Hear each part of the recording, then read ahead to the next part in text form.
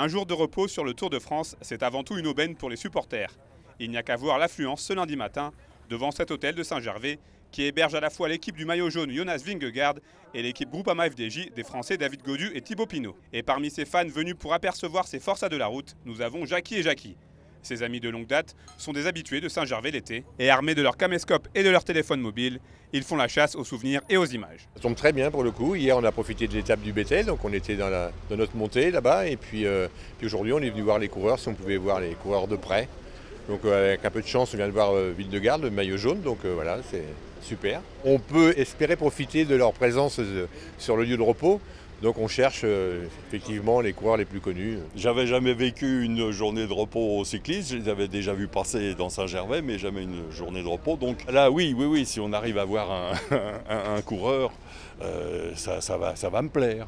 Hein, ça va me plaire. Si la journée de repos est une chance pour les supporters, pour la ville haute, elle est souvent synonyme de grandes retombées économiques. Et cette année, pour la toute première fois, ASO a établi son camp de base et de vie pendant 4 jours sur un seul et même territoire, à savoir Saint-Gervais et ses nombreuses animations.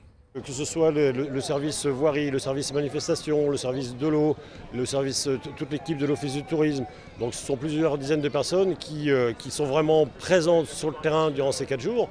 On accompagne ASO dans tout ce qui est technique, que ce soit l'électricité, l'eau, le barriérage, la sécurité. On a déjà les stats pour l'été en cours. Et donc c'est la plus belle semaine de l'été, on est quasiment en full, hein, donc on a un taux de réservation et d'occupation qui représente quasiment 100%.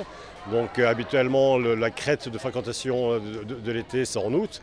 Et donc les 4 jours de Tour de France à Saint-Gervais nous ont permis d'avoir une semaine excellente. Ce lundi, la promenade du Mont Blanc s'est donc transformée l'espace d'une journée en une immense voie piétonne pour le plus grand plaisir des professionnels et du grand public. Grâce au Tour de France, il y a beaucoup de monde, ça bouge, il y a beaucoup d'activités comme on peut voir un peu partout et voilà, ça fait plaisir. On a dû réduire la carte parce que malheureusement on ne peut pas tout faire. On a gardé les meilleurs plats, les meilleurs desserts et voilà, la meilleure équipe avec le sourire et la bonne humeur. Toujours fan du Tour de France, fan de la première heure.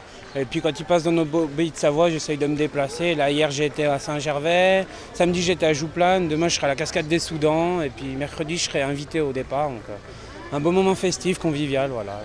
C'est le plaisir de rencontrer des gens et les passionnés du Tour de France. Après le succès populaire de cette journée de repos, il y a fort à parier que le contre-la-montre individuel prévu ce mardi entre Passy et Combloux sera une nouvelle fois l'occasion de démontrer la très grosse ferveur populaire de la Grande Boucle.